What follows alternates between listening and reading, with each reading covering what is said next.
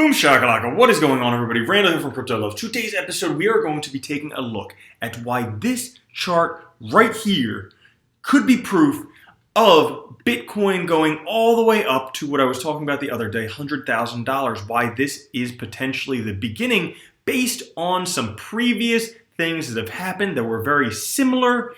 And also we're going to talk about some proof as to why potentially this is the bottom. So if you like all that stuff, make sure to check out today's episode.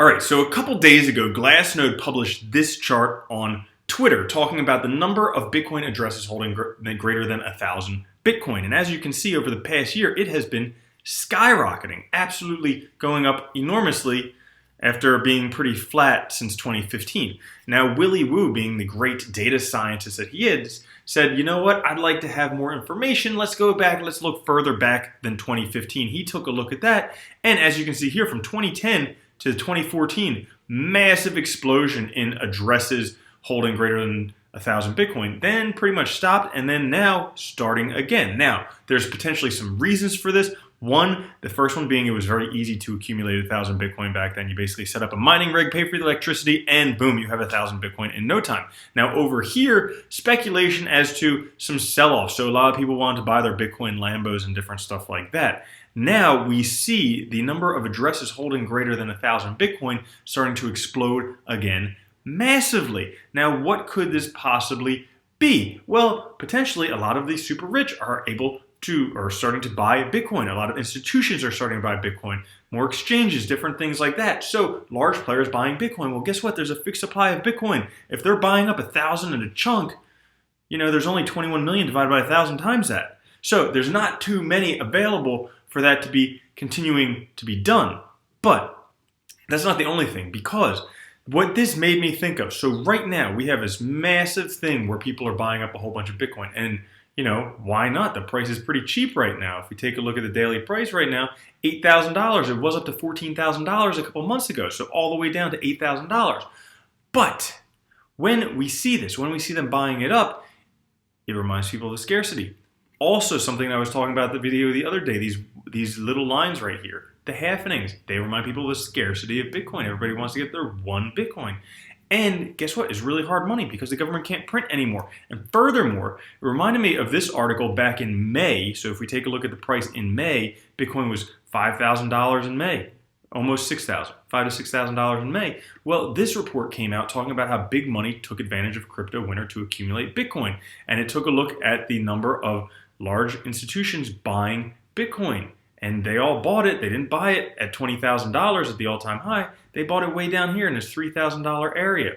Well, this is happening again. Okay, we see a lot of institutions buying again. A whole bunch of institutions because, yeah, sure, there are some very wealthy people buying, but mostly institutions buying it. And when they buy it, they're buying it at the cheap prices, which is where we are right now. The $8,000 price. Even on CNBC, they're talking about how if it's down around $8,000, buy it, because that's absolutely crazy, because there's a few things coming up. I talked about this the other day. First off, there's this green box, November and December. If you take a look, 8 out of the 9 last November and December's Bitcoin price shot up. Not only that, but from the year before the halvening to the year after the halvening, Bitcoin price generally goes up. And based on where we are now, it looks like Bitcoin could be heading to around $100,000 by May of 2021. Now, that's not the only thing, because if we take a look at the daily charts here, now right now Bitcoin's hovering in between these two dotted white lines. Okay, these are the areas of support and resistance that we've been sitting in. Previously it was here and also here again. So that's where we've been sitting in right now, under the 200 daily moving average, but also under the 21-week EMA. So Bitcoin's sitting underneath both of those things. But if you take a look, Bitcoin, it got up to $20,000 peak, and then it dropped down, and we thought $6,000 was the peak, this purple line right here. And then it broke through there, and that was when all the institutions bought in. Okay? So then we find out the institutions are buying in, price goes back up. And it goes up until the institutions probably stop buying in, price bounces down, and we think the price, there's a bottom right here around $9,000. Well, it breaks through there to where we are, the $8,000 mark, and we've been sitting here. Well, some people say price could go down to $6,500. Others say price could go up to $14,000. But if you take a look at this triangle, based on the two support lines here at the bottom of the last institutional buy-in, if we take a look at that, it comes up here to form a wedge or triangle with this previous bottom on or about December 12th, which is generally, if you take a look here, when we start to see gains in Bitcoin, generally when we take when we have something like this, we have a breakout, and when we have an ascending triangle like this, it breaks out to the upside. So I would say most likely by around mid-December, we're going to have a breakout to the upside with Bitcoin here, with price going pretty parabolic. Now, before that happens, could it break down to 6,500? Yeah, I've talked about that in some previous videos about how $6,500 is likely. What am I doing right now? Well, based on the MACD, I'm in Bitcoin.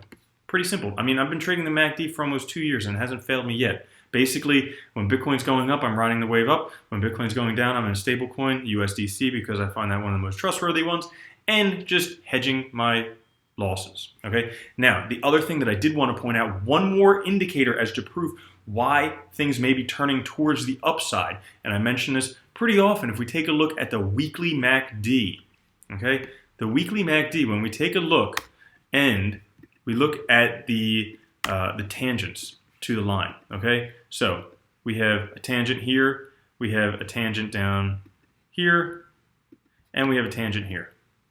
Okay, now if we take a look at where those points correlate, tangent to the line, right at the all-time high. Tangent to the line, right at the low. Tangent to the high, at the tangent to the line, at the next relative high. Well, if we take a look at the MACD right now, it looks like we're starting to have a curve again. And there's going to be a tangent to that curve coming up, most likely around this date that I mentioned before of mid-December. So those are some good things.